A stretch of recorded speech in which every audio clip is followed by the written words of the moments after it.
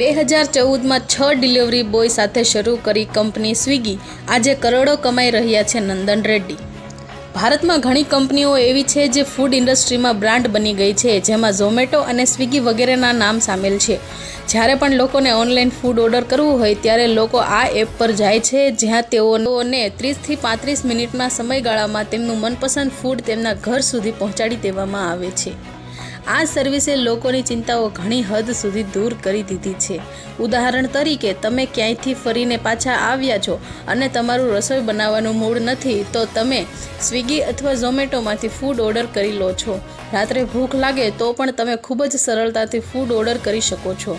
આવી સ્થિતિમાં આજે તમને ડિલિવરી એપ સ્વિગીની સક્સેસ સ્ટોરી જાણવા માટે જઈ રહ્યા છીએ, જેના કો-ફાઉન્ડર નંદન રેડ્ડી છે।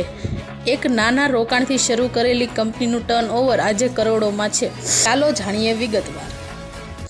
સ્વિગી કંપનીની શરૂઆત વર્ષ 2014માં થઈ હતી, જેને નંદન રેડ્ડીએ તેમના 2 મિત્રોની સાથે મળીને શરૂ કરી હતી।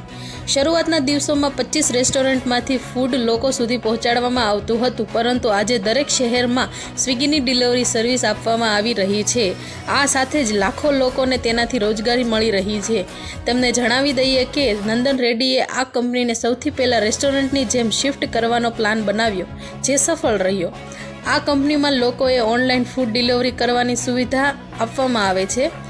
ઘરે બેઠા લોકો સ્વિગી એપ્લિકેશન પર જઈને મનપસંદ ફૂડ વધુ સારા ડિસ્કાઉન્ટ સાથે ઓર્ડર કરી શકે છે।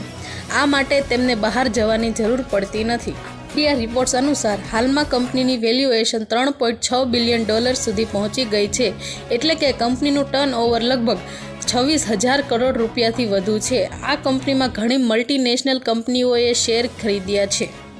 કહેવાય છે કે જો લોકોમાં દ્રઢ નિશ્ચય હોય તો લોકો તેમના માર્ગમાં આવતી દરેક પરિસ્થિતિને પાર કરીને એક દિવસ ચોક્કસપણે સફળતાની સીડી ચડી જાય છે।